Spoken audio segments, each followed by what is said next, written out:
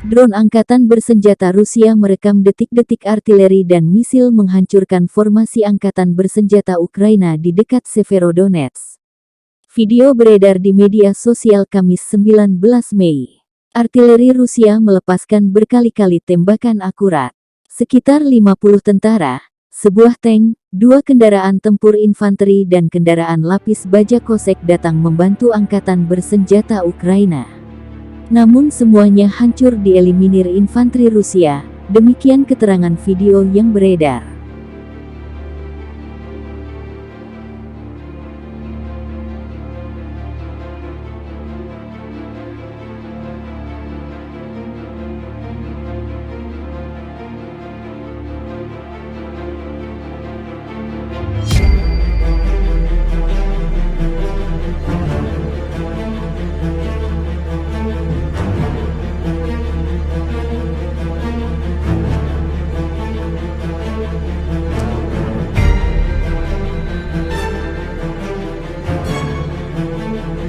Terima kasih sudah nonton.